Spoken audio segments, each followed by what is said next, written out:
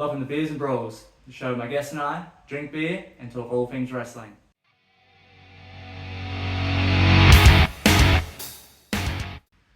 I'm your host Jared, and thank you for joining me in another episode of Beers and Brawls. Today we have a hot up-and-comer who you've seen in Riot City, ACW, PWSA, and has made his way over to a couple Melbourne promotions. He is the gold star, Prince Apollo. Prince Apollo, welcome. Good to meet you. No, thank you for having me. I'm ready to shoot when ready. No, seriously, thank you for having me. When you came up to me at ACW, I was honestly a little bit surprised because you did the interview with Simple Simon, which is obviously my manservant. But I literally was thinking after listening to it, I was like, I wonder how long I have to be wrestling to be able to get the opportunity to come on this and talk. And then literally 2 or 3 days later, you were like, when are you coming on the podcast? And I was like, oh, well, there you go. There you go, yeah, exactly. And for people that follow the show, Simple Simon, we had on recently. Now we've got the man that he serves, Prince Apollo. But before we start, mate, let's look into the show properly. This is why I'm here. Cheers. The beer's out tonight, good. Beer. Alright, so yeah, speaking of ACW though, at the time we're recording this, you just come off a show last night. How's the body feeling? Yeah, it's good. I tripped over the barricade. I don't know if you saw it on the way out. There was some semantics with a bit of a missed tag. But yeah, I got chased off by Einar the Strange. Einar the Strange? Einar the Strange, I always get that wrong. That's alright. I call him the Strange Man backstage. But yeah, so I'm currently having a bit of issues with him. But yeah, I think I'm doing alright. I think we are Simon and myself are gonna deal with business and then hopefully shoot up into the title picture. Yeah. And how did the whole thing with Simon come about? Well, this is where you get real backstage. I had a match with a wrestler called Down Under, who is no longer with us. And at that time, he currently was sort of doing a bit of stuff with ACW. And he came up to me after the match, and we were sitting down, and he was like, I have an idea. I don't know if you know, but I'm doing some stuff with ACW. I want to bring you across, but you have to agree to having a manager. And I said, okay, like, who's the manager? He's like, no. You have to agree before I tell you who the manager is, because you just need it, you won't grasp it.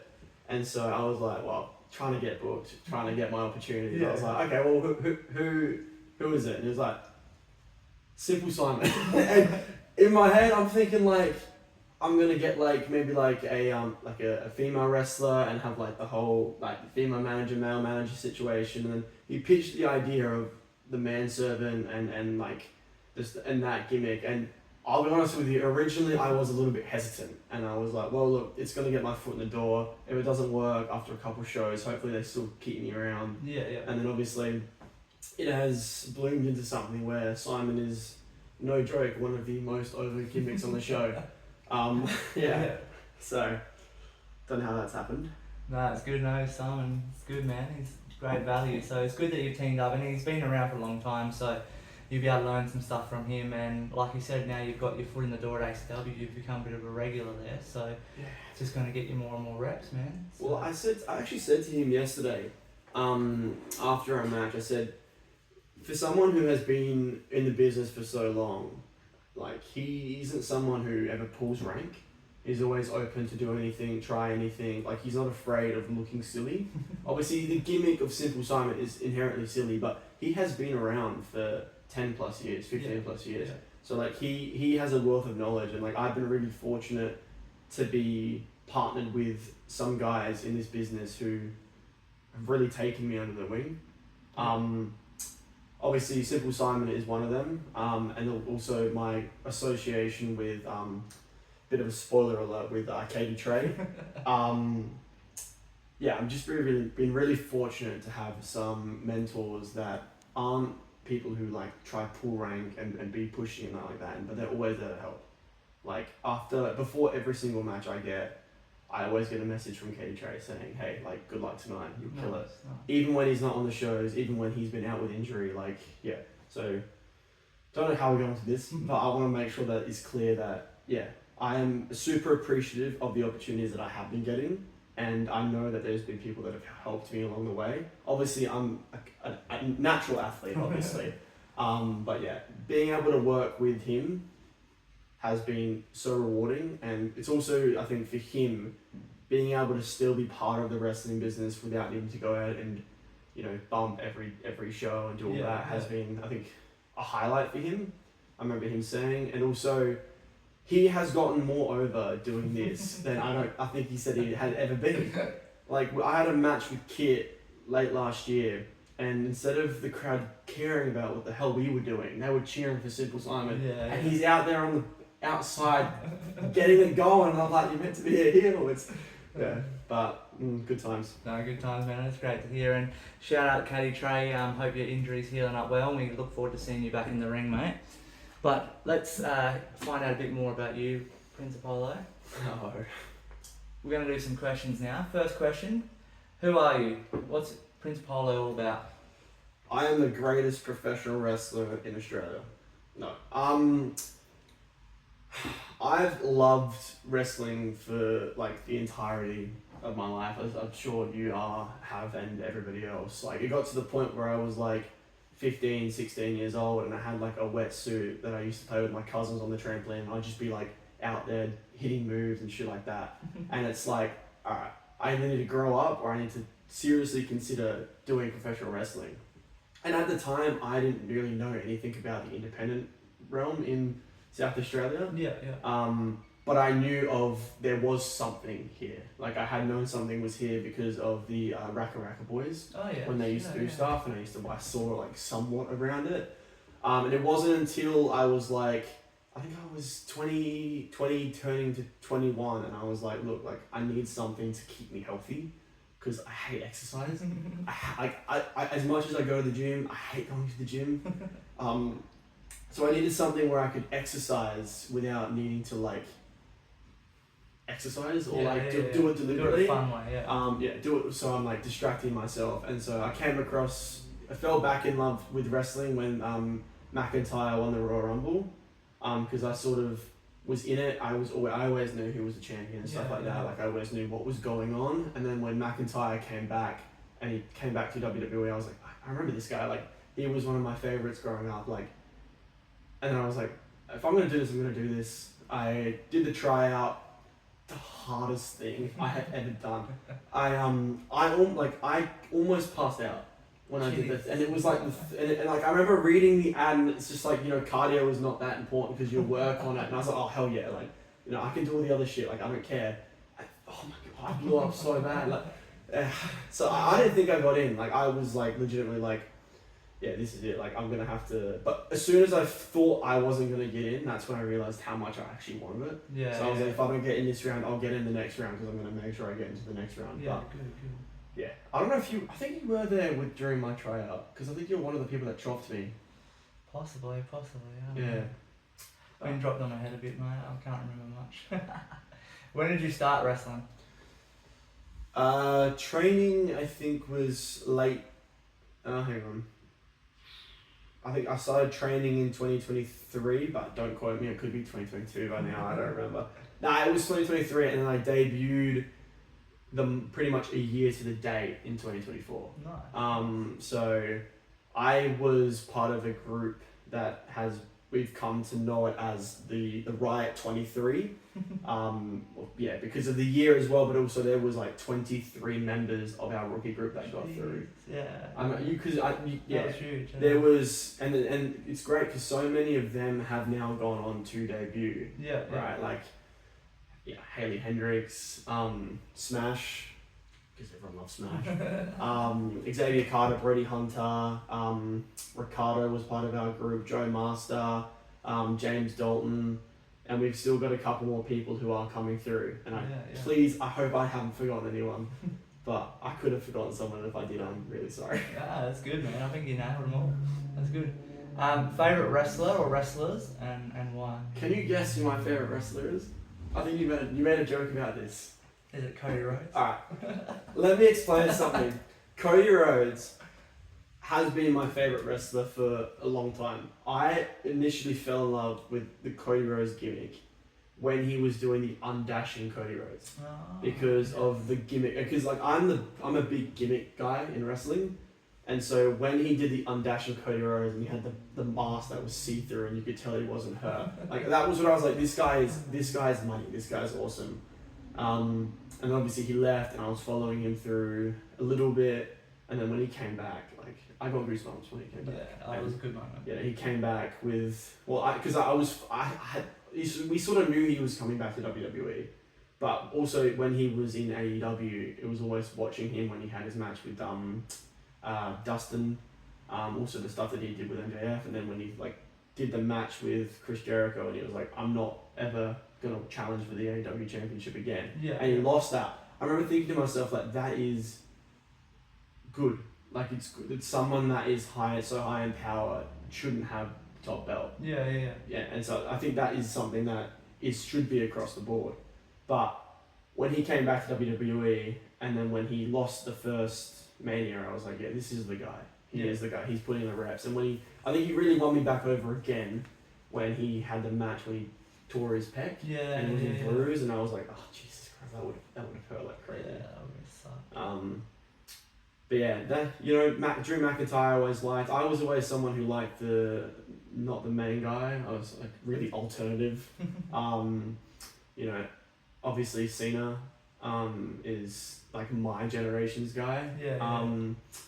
CM Punk, obviously, because again, like my earliest memory of wrestling is I used to watch it, but I went to a show in Adelaide. Okay. Yeah. When CM Punk was Nexus Punk, and he still had the Nexus band, so it was literally right before Summer of Punk, right before he did the pipe bomb and stuff like that. And like I remember watching it and being like, oh, this guy's pretty good as well. This guy's pretty cool. And then obviously like now as an adult, I can go back and I can actually look at all of the behind the stage stuff, and it adds like a whole nother layer of what was going on. Yeah. Because I think that's when wrestling is at its best, when you can blend like the reality and also the story behind it. Yeah. Because like wrestling, it's an art form in terms of you could go into the ring and do 1,000 flips, but if there's no reason for you to do 1,000 flips, then why are you doing 1,000 flips? Yeah, for sure. So like if there's a story behind wrestling, it could just be as simple as going in and doing a couple shoulder tackles, and it could be a million times better than going in and doing 1,000 flips. Yeah. And like that's where I sit for my wrestling psychology. Obviously going and watching like, a Smash versus Kaitoa match, it's like, okay, this is cool because they're doing cool stuff.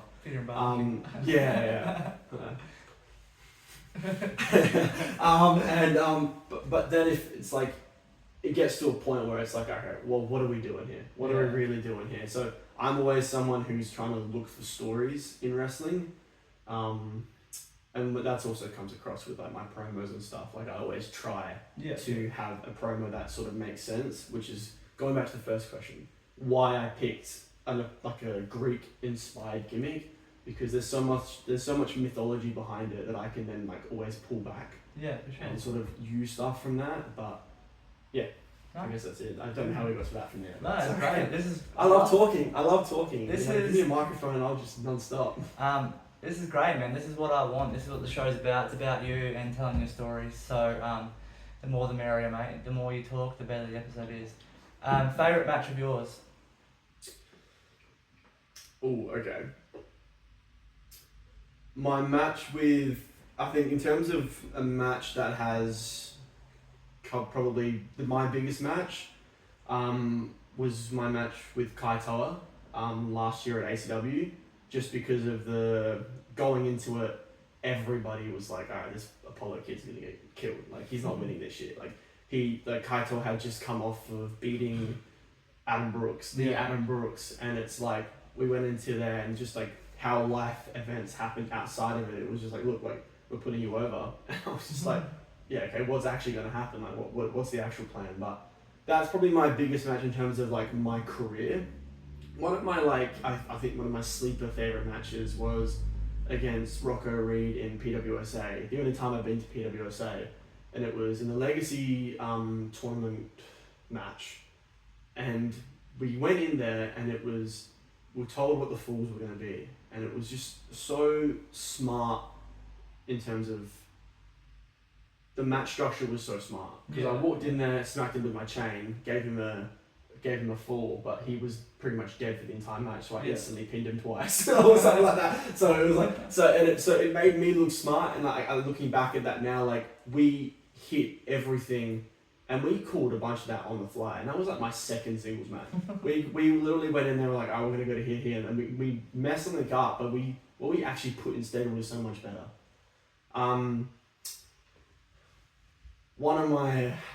Another match, and like I've already sort of spoiled it a little bit. But we did a match against the Armstrongs and Matt Hayter. I think it was at the RCW Rumble last year, and I remember being in the ring when the Armstrongs music hit, and just hearing the audience. And I remember sitting there and being like, "This is what we're doing. Like, this is why we're here." Yeah. Because like even if I'm on the other side of them wanting us to die, I'm still there, and I'm like, "Wow, this is sick. Yeah. This is sick."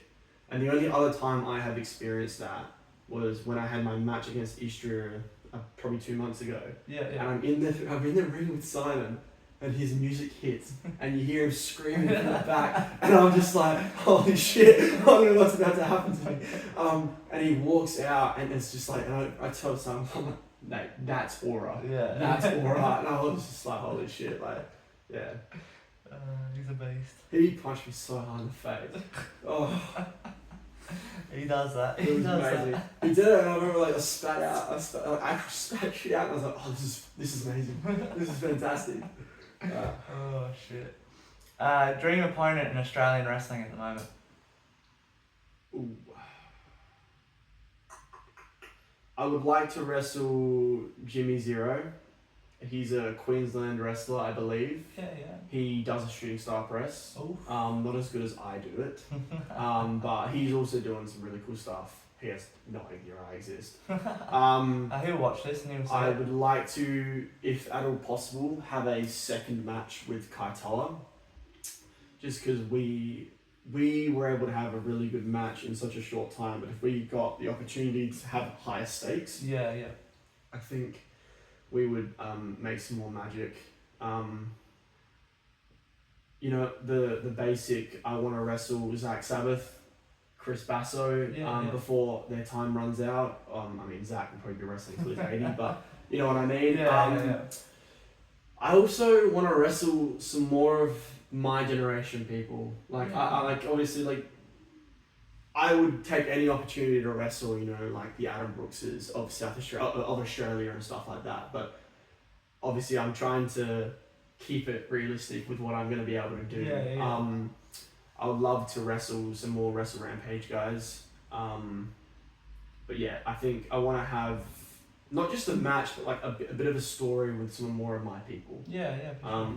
I haven't wrestled Smash as in Prince Apollo versus Smash. I think when we get the opportunity, we'll come out with a banger because I'm a big guy, but I'm also aware of like where my limitations are. So like I know I'm not near the luchador section that he's at. Yeah. But I can do luchador-ish adjacent stuff, but also do the more big man stuff. And I think we could have something and make some real good magic. Yeah. So Absolutely.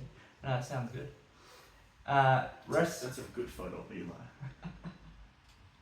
Wrestler in Australian wrestling, you're challenged for drinking competition. I'm actually a bit of a lightweight. I never really got into the whole drinking culture. Yeah.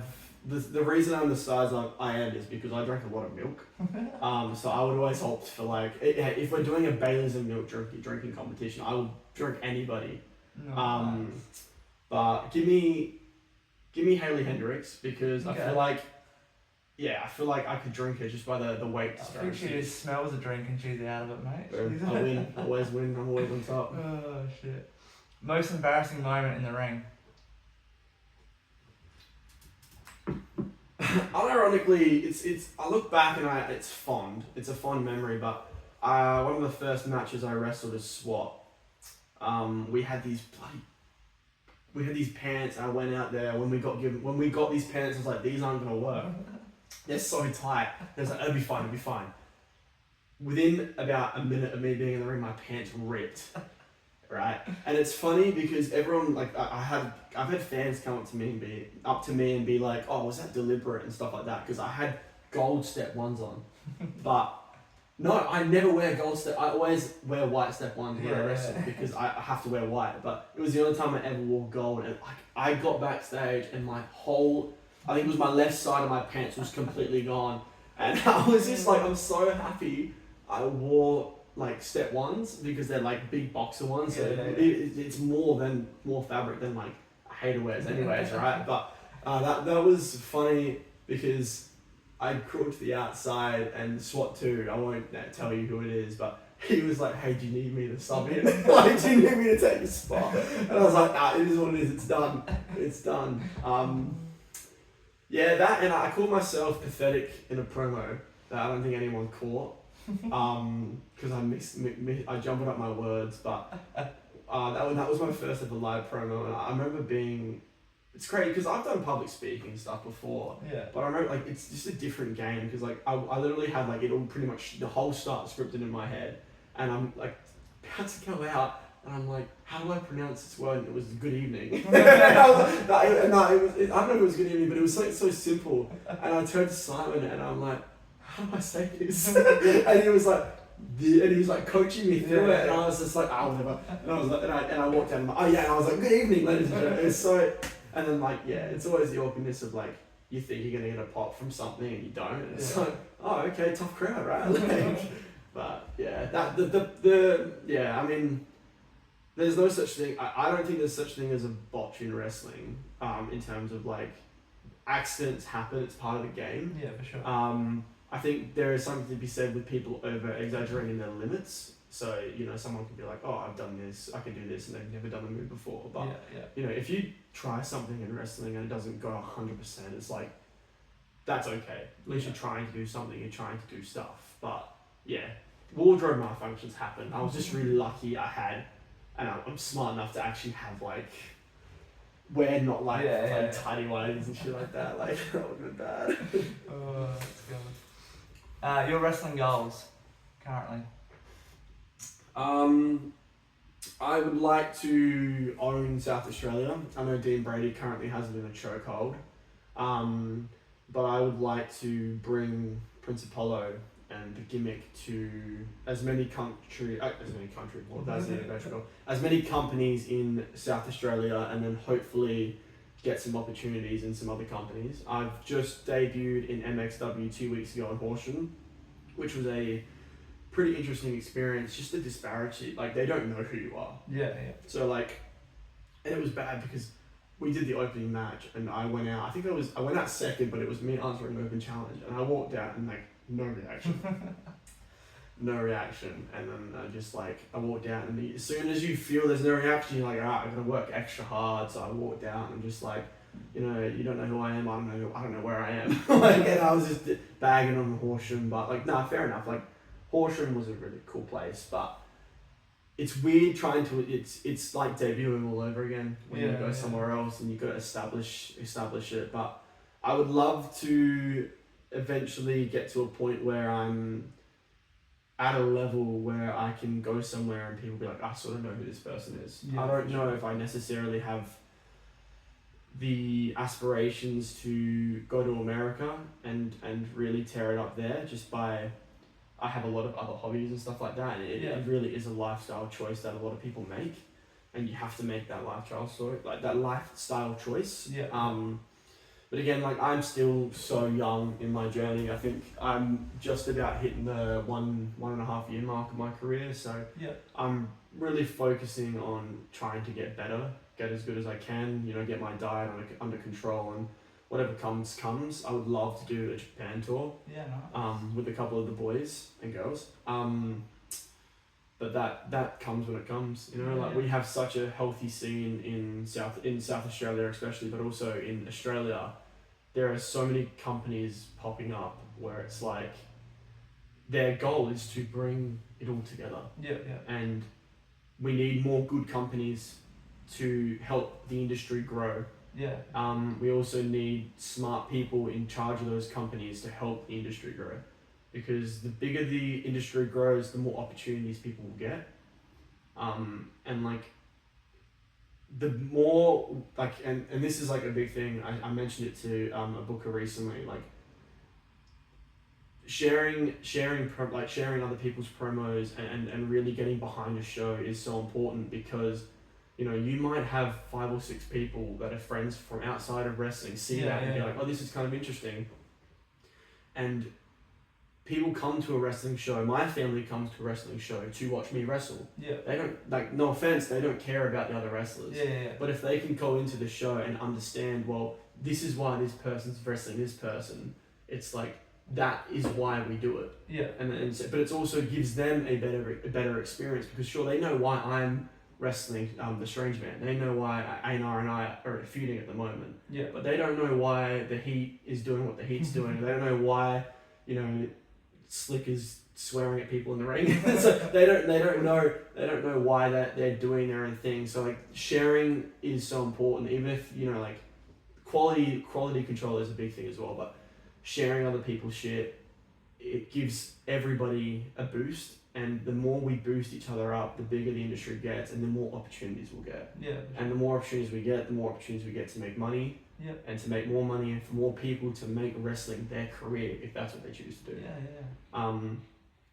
So it's crazy to think, like, and like I look now at how fortunate, how lucky I was to have Riot City 15 minutes from my house. Yeah. You know, like it's such a strange spot for the wrestling school to be, right? Like Adelaide, South Australia has a wrestling school that exports some of the best wrestlers in the world, and like I believe that wholeheartedly. Like I said it to Trist. I'm not sure if I can say his name, but I said it to Trist. Like I know how much talent the pool of RCW really has, and I said to him, "So, but if there's no spot for me, that's fine, because there's so many good people here. Yeah. But just let me know, so then I can work out what I'm doing. Yeah. Because like I get it. There's so many good talents, but if there's no room for me, like I get it. Yeah. I get it. Just tell us what we're doing and what you want to see and how we can get better. Because realistically, like for someone of my age and how young I am in terms of wrestling industry in the business, I want to know how I can get better, so I can get to the level of, you know, an Istria walking out and you're like, holy shit, this guy is the guy. Or yourself, and you walk out and you're like, holy shit, like you know exactly what you're doing, and just like to help build up that aura. But that only comes with more reps, more shows, more experience. So we need good people in charge of good shows to help the industry grow. Because if someone goes to, you know, a promotion that opened up in Murray Bridge and they go there and they go, this is so bad, this is so shit, they won't go to another wrestling show, but they will never know that Riot City Wrestling exists or Adelaide Championship Wrestling exists. And like, it's also the love that people have for the business, and then when they're in charge, you know, like Brady Roberts from PWSA, he loves wrestling. Yeah. He absolutely loves wrestling. He isn't a wrestler, but he loves wrestling, and you can feel that when you talk to him. Yeah, for sure. And like those are the people that, you know it's good, you know, because they have a passion for it. Yeah. They live it, breathe it. But not everyone can live it and breathe it. I understand that. But that's how the industry will grow. Yeah, for sure. Sorry, I might be giving you way too long answers. No, It's well, not really long. How much have we gone? Yeah. 28 minutes. Yeah, okay, we can roll. You've almost answered another question that's coming along, but we'll go to this one first. Match type that you would never want to compete in. Bra and panties match. No, I don't. I think that's a first for this one. I think I don't want to compete in a match type if it doesn't make sense. Okay, yeah. I think I'd be down for anything. Like last night, we witnessed. I don't know if it was the first ever dog collar match, but we witnessed a dog collar match. I think it was the first female dog collar match. Yeah. And that makes sense. That made sense for their feud, and it made sense for their gimmicks, right? But if you were to be like, all right, me and you are gonna have a dog collar match on like a Mean Street Mayhem show, it's like, why are we doing that? What the hell? So I think every match type has a reason to exist. I think the match that I probably don't ever want to do is a drowned alive match. That a wrestler, I won't name this wrestler because I flamed him for it. He did a drowned alive match, and sure, it can be a bit fun, but that's when I think the silliness of wrestling comes out a little bit too much. I've never heard of that. There you go. I'll show That's you another the clip. first. I'll show you the clip. But yeah, like, I think, yeah, like I wanna come off a ladder at one point in my career. I want to go through a table at one point in my career. Like, I'm not afraid of a bad bump or a big bump. I just think if it makes sense for the story, then it's worth it. What's a match type that you would love to compete in? One that's on your sort of bucket list. Key to the City, or like a Money in a Bank themed match. Just because I'm a mixture of a big guy and a bit of a cruiserweight stuff. Not like that, but I think I could do some cool shit. Especially if you have good people basing and I can base good people. I think, you'd be able to put on a real show. Yeah, for sure. Nice. Well, I think you've pretty much answered this question, but what do you think independent wrestling is missing today that you haven't already sort of touched on? Interconnection, I think, in terms of South Australia and the greater Australia wrestling industry, I think it's there's like really it feels like the old territory days where it's really like that company, this company, that company, this company, and you've got guys like Dusty who do go and they move between, they are able to be successful, but I think it is not like the old territory days where someone can move around and do host shows, but there are very localized groups of people. And like we noticed this with PWSA and the riots where they have sort of different audience. And then I noticed that when I went to, because like you look into the crowd, and I love doing crowd work, and I look into the crowd and I'll pick people out and I'll individually talk to that person to give them something to remember the show for, and like I do that a lot. And then you do at PWSA, and like these are a whole different people. And it shows when they are class shows, but everyone's still able to draw the crowd. Like there are those 20, 30 people who are loyal to certain companies and they will choose a company or another company. But I think the overall interconnection of the industry, and I think that's really only going to grow with people going across and moving, which is something that I think ACW is doing fantastic at the moment. I don't know if I can say the person's name, but the booker at ACW, the owner at ACW, is really big on bringing people across, and not just to bring them across to lose matches, but bringing them across so then they get the opportunity to introduce themselves to a new crowd. Yeah, for sure. And I think that is what needs to happen. I think the opportunities for people to move across, like within reason, because I understand skipping the line for some people, like you could be working really hard at your home promotion and someone could just come in and take it. But then there's also like the Ben Braxtons who've come across to Riot City who, they have put in the work everywhere else in the scene. They've come across to Riot City Wrestling, and sure, it makes sense. It makes sense. But, to be able to do that, to not, at the detriment of your own people it's probably going to be hard for people to kind of work that around, because you got someone coming in for interstate and then the rest of the underneath them it's sort of like, well, what are we competing for? But I think that's also important to have a very distinguished main event belt and then a mid-carder belt, because the mid-carders need something to wrestle over. But the problem with Riot City at the moment is they've got so many main event people. They got so many main event. They have so many good people that you got me who is like down here in the pecking order, and it's like you need to get better to be able to get to there, but you need to have something to go sort of go for. But for sure. I think that's fair. Nice. Last question. Riot City is your home promotion, your main promotion. Excluding yourself, who are your top 3 wrestlers in Riot City at the moment? This can be your favourite, it can be the best, whatever your top 3 is. I know there's so much talent, like we said, but who are your 3 standouts? There's a couple ways to answer this question, I think. And I know people will say, the Dean Brady's and stuff like that, and I think there is definitely something to be said about that. I think with how young she is in terms of her career, with what Layla Page has been able to accomplish, it's not a fluke. She worked incredibly hard to get to that debut point, and also she was at every training. You know, like the hard work is seen. I messaged her when she debuted. I think maybe when she debuted or when she made her main show debut. I was like you deserve this. Yeah. I think she's someone where you can be like, you know, she is the future. You know, she has a fantastic gimmick, very heel gimmick. I don't know if I'm the only one that noticed that, right? Like, you know, like, I'm just saying, but very heel-y gimmick because it's basically Princess Apollo in some aspects. But no, but she's fantastic. I think what Brody Hunter has been doing is also makes me jealous, but also, you know, is fantastic as a face. The gimmick as well. Again, I love gimmicks, so like I could tell you like, oh, this person's technically a great wrestler. But he has been making some pretty big waves in Riot City, especially right now. Sure. Like, yeah.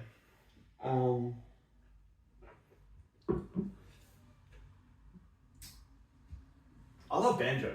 I love banjo. Yeah. I've worked in heaps. I've worked in heaps, but you know, he is just a gem of a human being. But also he's also fantastic in the ring. Yeah. You know, I worked him a couple times as Prince Polo and a couple times as SWAT 1. He's also a very giving wrestler. Yeah. And he's also someone who's not gonna throw moves in for the sake of throwing moves in.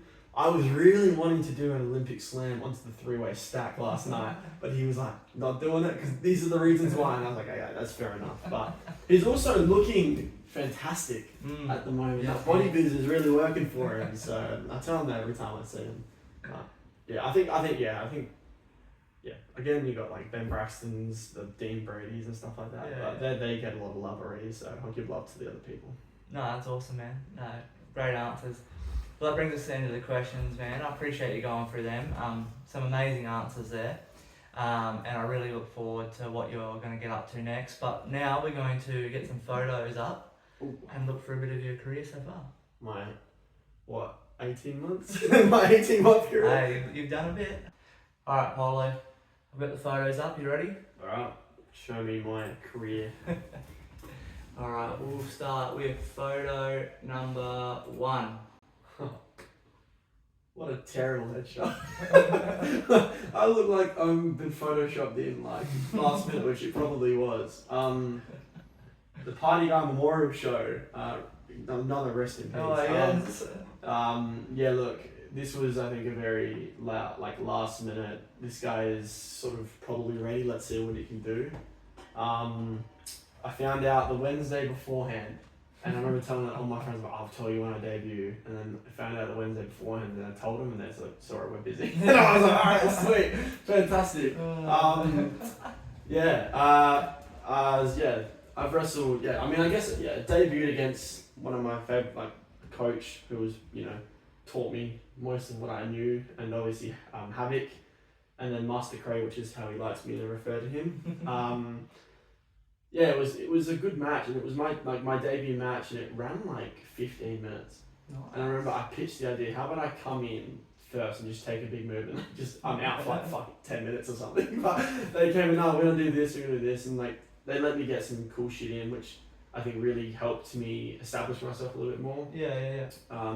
I got paired up with Cray to help coach as well, which is another person who's, you know, helped develop me in my moves.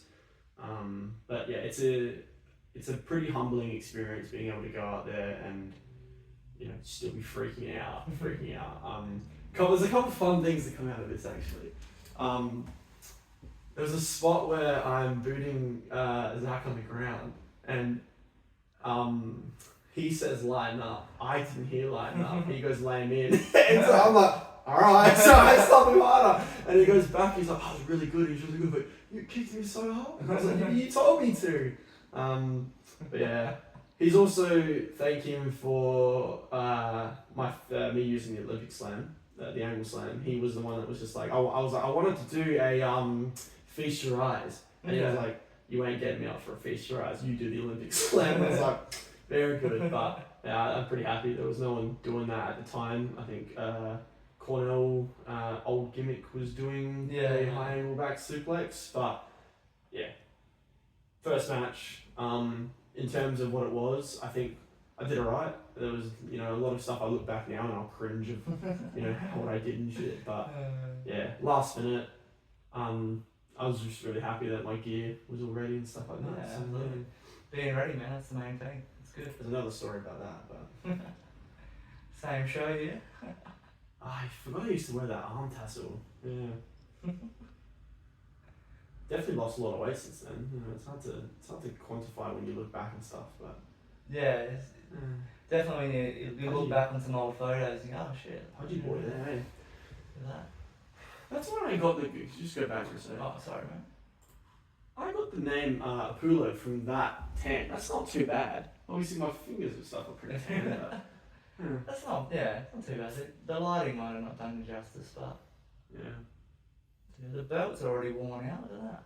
Yeah, well, I had like so much issue trying to figure out a look because with my gear, it's like designed by a really talented seamstress who specializes in wedding dresses. Okay. And so I was looking for a gear maker, and everyone was like, "Oh, dinky dye and stuff like that." And I was like, "Well, I need someone who can make it real quick." Yeah. And I was also really wanting to have a different sort of looking gear, so I ended up working with this local seamstress, and I was going to use a weight belt, but then there was another wrestler at the time who was also using a weight belt, and so I was like, well, I'm going to do a kind of a different belt look, so I ended up, you know, ordering something online which didn't get there in time, so I was like, well, I'm going to have to do a bit of a DIY process here, and I'm really glad I did, because a lot of my gear now is sort of a bit of like a Frankenstein put together kind of stuff. Yeah.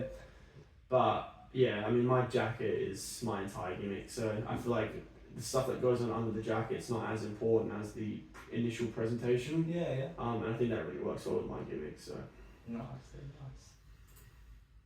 nice. Smash and Slam. I can't remember who this was me and Scorch, I believe. Scorch. Yes, it was. It was, and this was another different gear set. And the only reason I got it was because my elbow going into it was like in tatters. Oh, really? Literally in tatters. And this is a notoriously funny match. This is probably one of my most embarrassing moments. We did a spot where we just had miscommunication. There was a bit of a roly-poly, and then I went up to do a like a moonsault on the ropes, which is something that I hadn't done for ages. And you know, I had done it before the match, but I wasn't really familiar with it. And I got up, and my boot slipped, and I spiked myself, and I'm on the floor, and everyone's like, "Ooh, you think you're dead?" And then, you know, I'm like reaching over to Scorch, I'm like, "Let's go home, let's go home." And then I do the move, I go and do a shooting star press, and it gets like no reaction because everyone thinks I'm dead, and it's like, damn. Well, we had him, and then we lost him. But yeah. Oh, good old school. Ricardo. Yeah. I don't know. He's one of really good friend that I've made from wrestling. He's part of that the group that we had in the rookie group, and I love him to pieces. But he has beaten me so many times. So it's a bit of a running joke now. Yeah, he's fantastic. He's also really good to work with. But yeah, I think this was our match. Yeah, we changed our entire start of our match got changed like 5 minutes before we went out, and it was like, because we were told like who's doing a hot start, and we were like, oh yeah, we are, because we have a ongoing reason to have a fight. Yeah. And then we're like, oh well, you know, Apulo's gonna have to change his because everybody else is doing hot starts. I'm like, oh well, shit, like. And the enforcer was not happy. He was not happy about that either. He was angry. But yeah, I love the Main Street shows. They're some of my favourite shows. They are good fun, yeah. In the training ring as well, with the the not the cable ropes, they're fantastic. Like, I love those ropes. It's my favourite ring by far. No, they're good shows. Good to get some reps in, showcase everybody. Here's the Down Under. Probably the most important match of my career because of what it led to. We went way over time. We had a good match in terms of, and I think there's a Chris Page from America. He watched this. And I remember afterwards he really was really a bit high on me at the time because of me being able to showcase what, you know, I could sort of do. Yeah. I was really lucky that Downey let me get some cool stuff in. And then obviously this is where I was told, hey, you know, we got the spot with the manager. I'm not going to tell you who the manager is, but I should mention with my gear, this was not intentional, but it's sort of become a bit of like an iconic thing with this sort of section of gear set. I have a bunch of boning in the front, and it was put there because I had an image and I had like a sketch up of what I want the gear to look like, and I had a bit more defined to have that, like, a bit more defined there. And my seamstress took it to think boning, so she's put all this boning in there. So now, like, it's perfect because it makes my junk look huge. But yeah, I can probably, it's not that big. You know, it's pretty big, but not that big. But it sticks out so much there. It's pretty iconic now. So I can't change it, but yeah. Oh, well, it's good. Gets people looking. There's the banner for it. Yeah. Better photo than the first one. Yeah.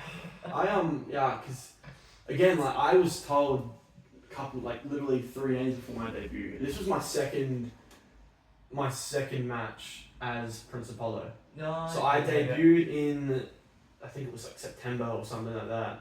And then I didn't wrestle as Prince Apollo again until the 8th of February. Oh, wow. So I went 5 months without wrestling as Prince Apollo. I still wrestled as SWAT 1. Yeah.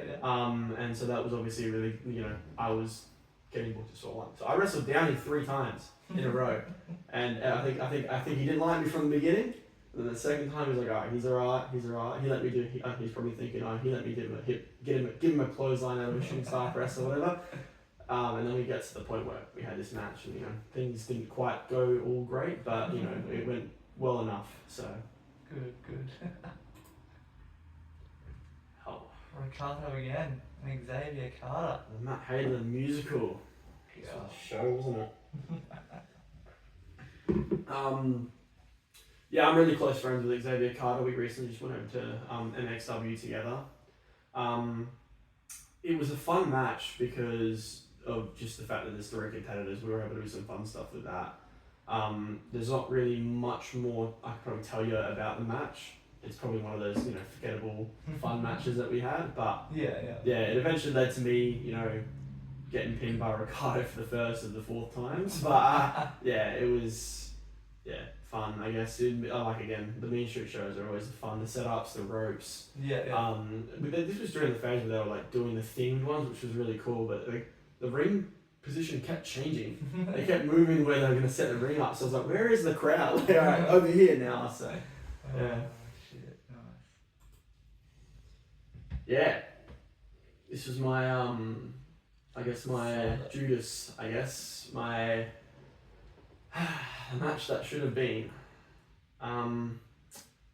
Got a message because I was initially going over to PWSA for a one-time thing to wrestle Rocco Reed, and then I got a message basically saying, hey, you want to come over and work again? I was like, I got in trouble last time. And I was like, yeah.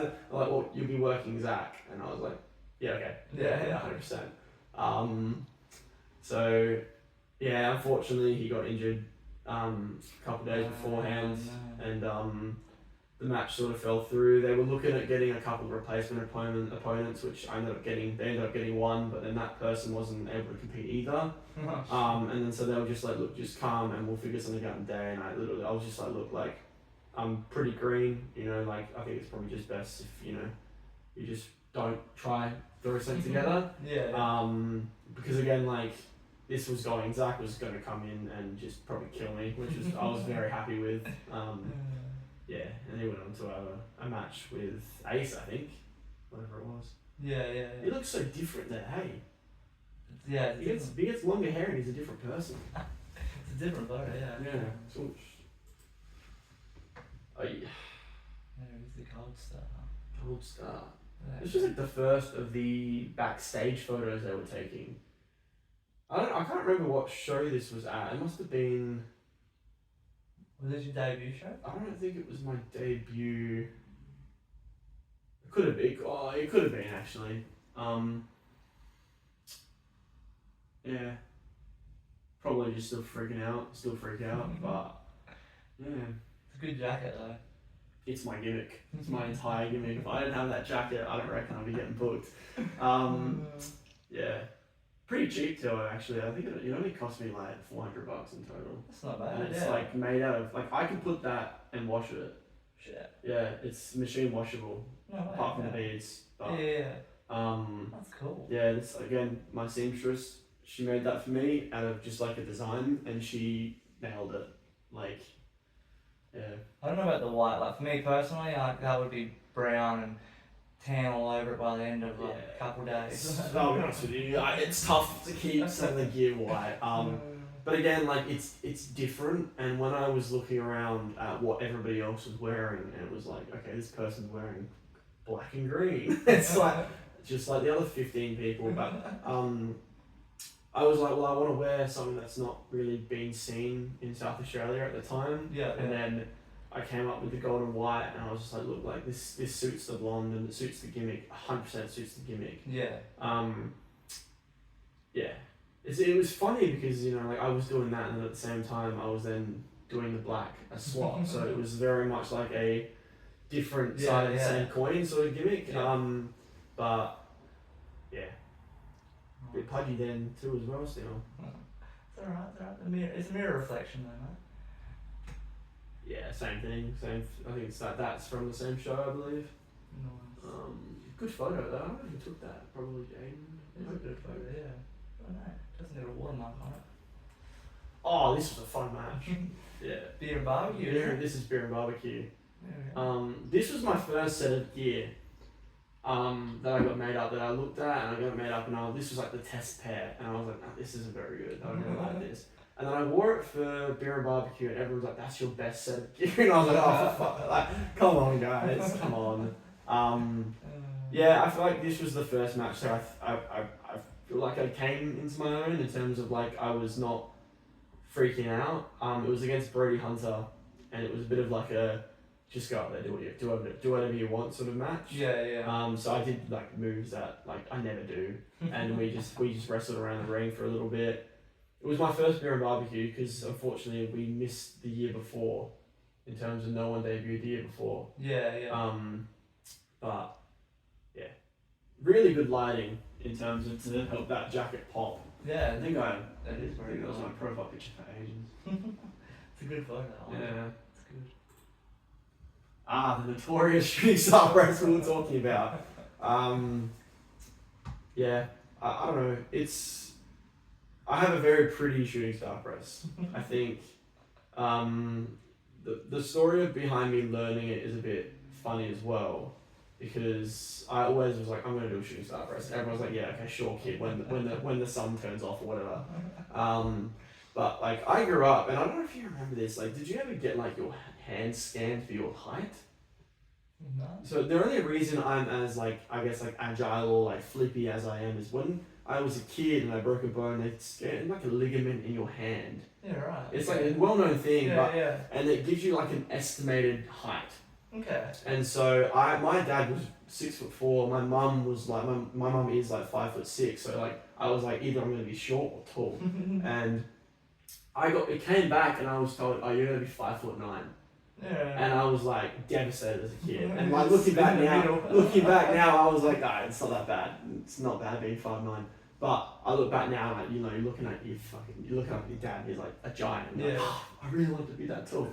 And so I'm like, well, if I'm not going to be a tall person, I want to be a flippy person. Yeah. So I would go to a caravan park for like 2 weeks every year with my family, and there'd be a jumping pillow. Oh, And nice. so I would live on that thing, doing flips, learning all the cool shit. And then eventually puberty hit, and I just kept getting taller and taller until I was, I think I'm 6'2.5", almost 6'3" now. Yeah. Maybe not quite, so yeah, maybe 6'2".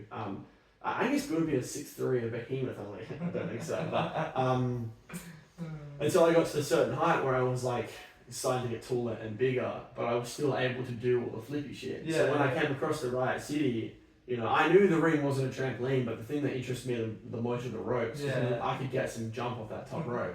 And then Kai Toa did a shooting star press in one of his matches off the ropes and didn't look very good. And I was like, oh, there's a market for me to do that because I know I can do it. Yeah. I've never done it before. I was like, I know I can do it. Raka Raka, I think Michael was doing a training session with us, and we had Chris Basso was there just doing that. He's like, you guys do whatever you want in the ring, and I was like, look, I want to do a shooting star press, and he was like, if you can do one standing, I'll let you do one off the top rope. I'm pretty sure he was just being like, all right, kid, like, not gonna happen. And then a couple testers, a couple scary ones. I did one, and I got like 5 feet off the floor when I was like doing the rotation, and then I did it, showing him like, oh shit, okay, like, that looks better than Kai told us. He was like, all right, do it, and then second try in, I hit like a picture perfect one. I do it differently. I do a bit more of like a jump and pray sort of one. I don't do the actual press like Brock Lesnar did. Because I'm like sort of more confident that I'll get the rotation from the actual initial lift off. But that can come back to bite me in the ass. Like at the fringe, I did one, and I sort of half slipped. Also, didn't really get much off the cables, so I really only just made my rotation, which was fine because I landed on the mat anyways. But it's something that helps me stand out. I mean, I was told at a show I competed at a week ago about how I'm a bit of an enigma in terms of I'm a big guy, but I can do stuff that cruiserweights can't do or want to be able to do. But I still have never hit anyone with a shooting star press. And I've told them if I hit you with it, you're not getting out, like you're not kicking out because this is mine. That is the move. That is the move. For sure, man. Protect it. Slick. I love slick. We were told 6 minutes, go out there and do whatever you want. Well, we were told you have to hit sort of a certain mark. But I think this was my first match where I had Simple Simon. But yeah, we came out there and we had a ripper. We did some really cool stuff. I hit him with a neck breaker move that looked really cool, but I don't really think I could hit that with many other people. But I think this was the debut of the Rings of Saturn, because I had doing the Olympic slam and everyone was kicking out, so it was sort of a bit dead in the water, and I was like, well, I want to do a submission move in a crossface sort of positioning because there's so many cool creative ways you can get into it, and I found I knew of the Rings of Saturn, and I was looking around like, is anybody doing the Rings of Saturn right now? And I was like, no one's doing it, so I'm going to take it. It's a awesome move. It looks awesome. But yeah, that was Evolve or Dissolve at the Russian community, and it was it was a really fun match. No. And we came back and we got the thumbs up. You were 6 minutes on the dot, and I was like, oh. And I think that's what got me to the match against Kit at Redemption. So. Nice. Good. Keep the bookers happy. Yeah. Again, I mean, I can do some luchador stuff. It's a fantastic photo. You didn't have to duck that much. Oh, this was the counter crowd we had. There was a match where we had like a crowd that was just cheering for all the heels, and so I went out there and it was the ring, hard cam, crowd, and this entire side of the crowd was just like there for the heels. So the entire time I was like feeding around to them. When I went out, and I did win this match. This was my first victory as Prince Apollo, and it was pretty special. And I got back, and then everyone was like, are they with you? I'm like, nah, man, they're just here for the ride, bro. I sold like 10 shirts that day because a bunch of them just bought some of my shirts for real cheap. Nice. And they just ripped them up and were wearing them as headbands and stuff. And I was like, yeah, fair enough. You bought it, you do what you want to do with it. You throw money in. That's cute. He is such a good wrestler. Probably the hardest match I've had psychology-wise, because we're both heels. And this was a match where I think Simple Simon was getting some more cheers, but he's a fantastic wrestler. He could use some better gear. I told him that though. But yeah, we had a pretty good match. It's pretty humbling trying to get the crowd to get up for something where there's no one that necessarily for them to want to be there for. But we came in, we did exactly what we needed to do. We had a good finish, I believe, and it sort of established me taking shooting star press bumps from movie moves. So Nice.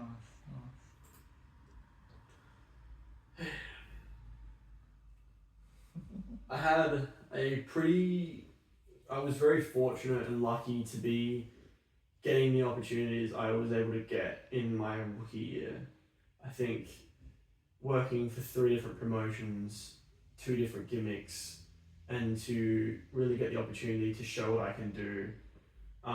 When I made that post, it was a bit more of like I don't know if I necessarily was getting the respect of some people. Yeah. And I wanted to make sure that people knew that, like I was grinding, I was still active. Yeah. That's good. It's nearly 2 matches a month, so it's pretty good. Yeah.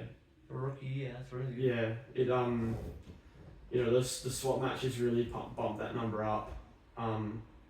But yeah, because I'll be honest with you, I felt a little bit left out because I would see a lot of my fellow rookies be getting these opportunities in bigger matches on the mainstream Mayhem shows, and Prince Apollo was just sometimes not there for months on end. Yeah.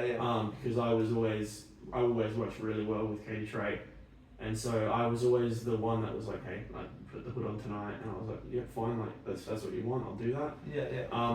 But I think I was very wanting to make sure that our people knew that I was still there. Yeah.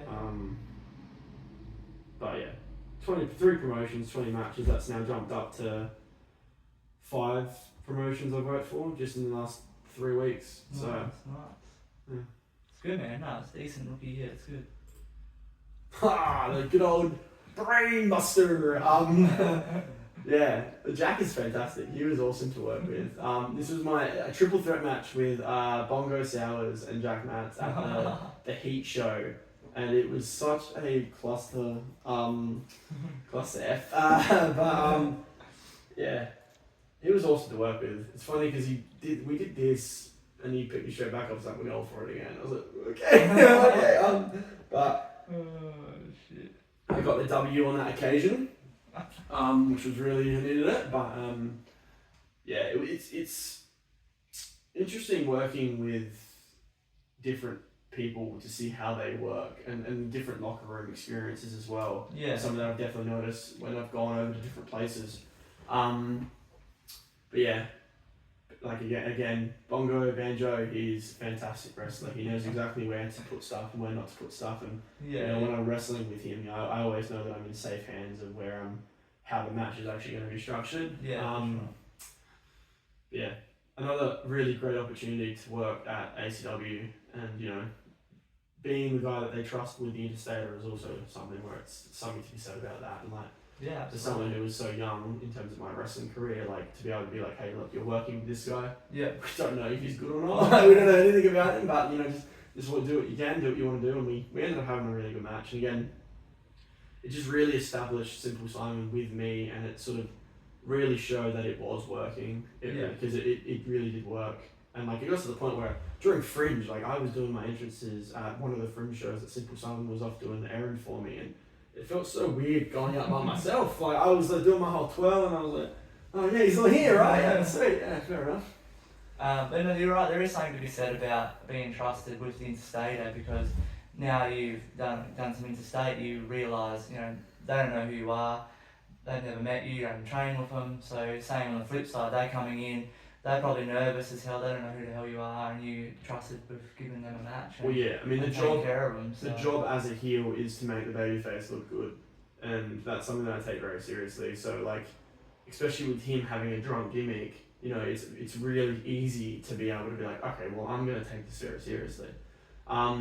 And it's also good because like I love working with people with gimmicks because I can always make promos that are like similar to what their gimmick is. Like I remember for this one, I made a drink and I put in a bunch of like bar lingo, basically like, he's gonna need an angle shot and shit like that. And like I used goat milk, and I don't think anybody noticed that but Downey. And Downey was like, I noticed the milk, and I was like, thank you, someone noticed it. Like, I literally went out to buy that. I never drank it. It's just sitting in the fridge. I literally bought it for that purpose. But yeah, it's just I love wrestling. I love trying to build stories, especially if you're not given one, it's hard. But if you get like just a little bit of he's coming in, he's this gimmick, and I can match on top of that easy. Yeah, nice. That's good, man. Was this the Rumble? I think it must have been. What pants were I wearing? Yeah. This was technically. I think this was technically my main show debut as Apollo, and so Smash and Kit were doing their own thing, and I was supposed to be doing something with Brody Hunter as he came out fourth, and I'm in the ring, and this is hilarious.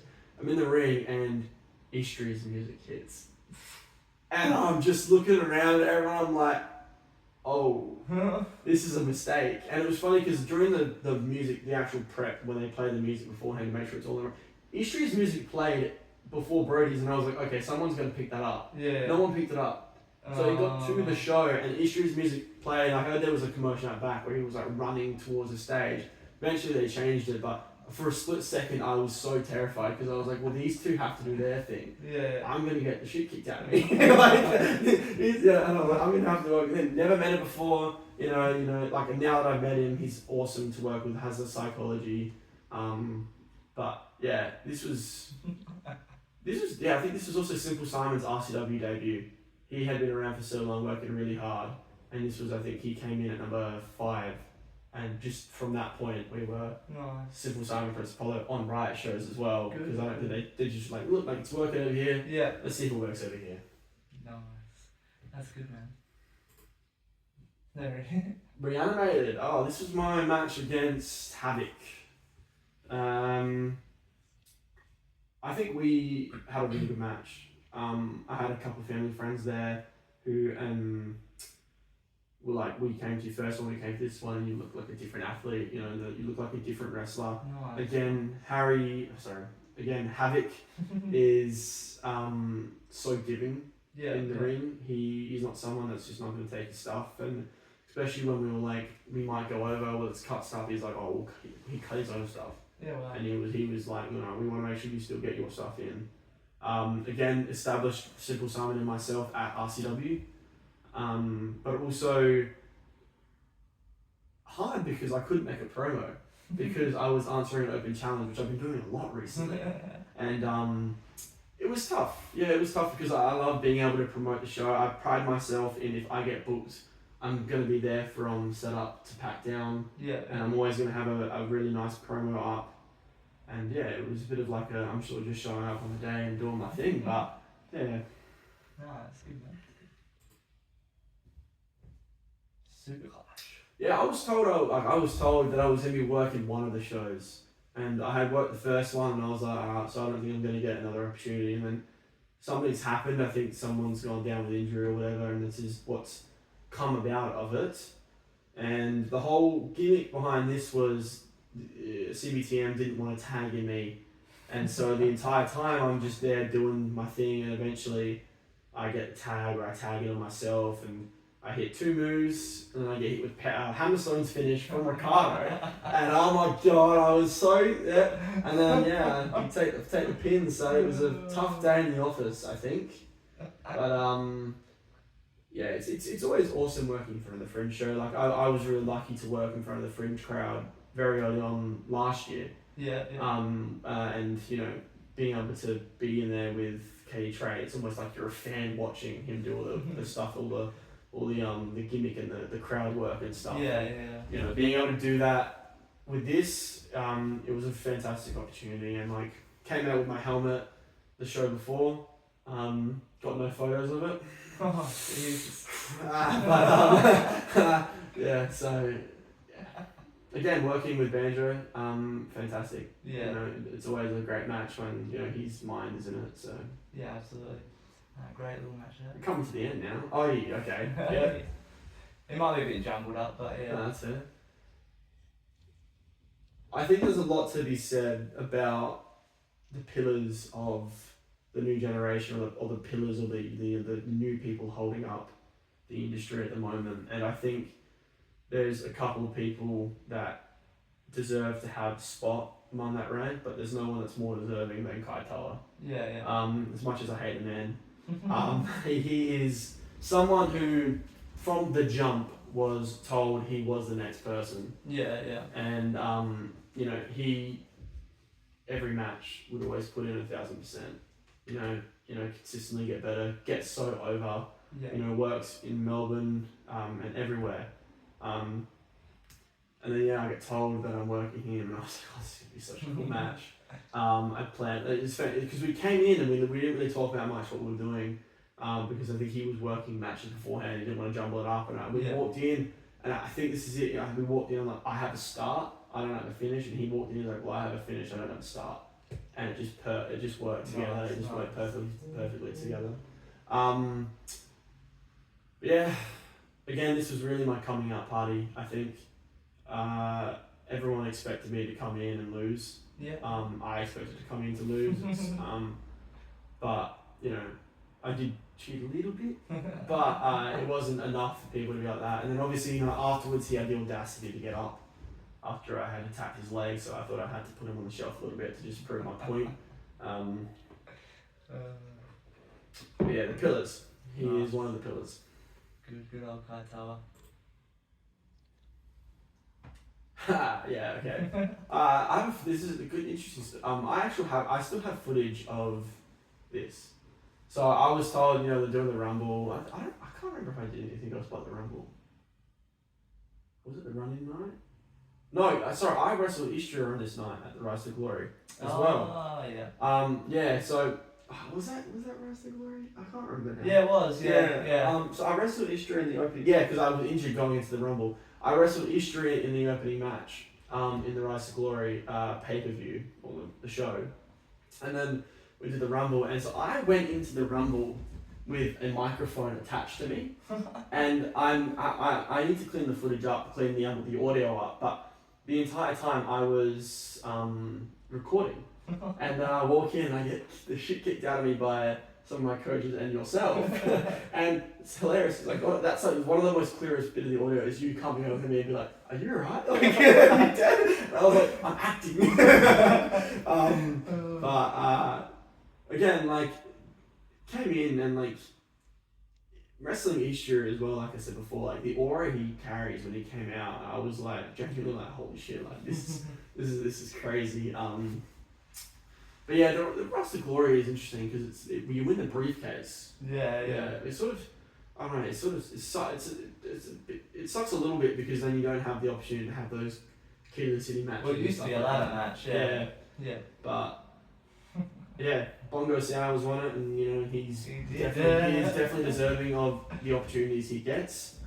But yeah, it was my second Rumble, and I got the shit kicked out of me again.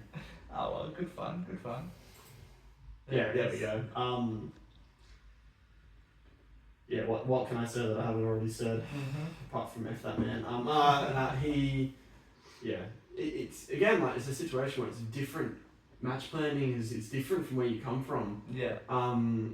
We didn't plan anything until the day, and then he gets there, and so he's there for like 2 hours, and I'm checking out like 3 hours, and we haven't planned anything, and I was like, oh shit, like, I don't know if I've got it in me to remember it all, but yeah, we did good. I think this was one of those matches where everything just ran as it was supposed to run.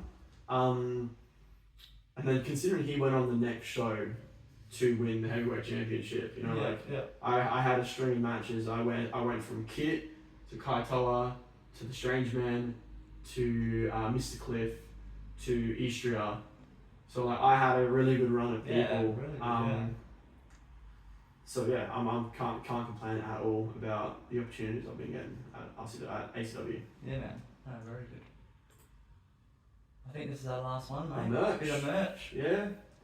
Look at that. Stained glass. You still got some of them left? I have some of the transfer sheets left. I don't have any of the shirts. I have a hoodie that's got it on there, but I don't know if I want to sell it because I want to keep it. Yeah, my beautiful girlfriend repping the merch for me. Nice. Yeah. If anyone wants any, hit him up in his socials, and we he got can print some up for you. I had some new merch last night, but it sold out. There you go. So I have one left, but sold out, sure. It's sold out. But- But to say that, it's good. get people wanting more, mate. Well, that's good. But that brings us to the end of the photos there, Apollo. Damn. Appreciate you going through them, and you said you've only done nearly 2 years in the ring, but you've done a lot so far, and you've had a lot of good matches, a lot of great opponents.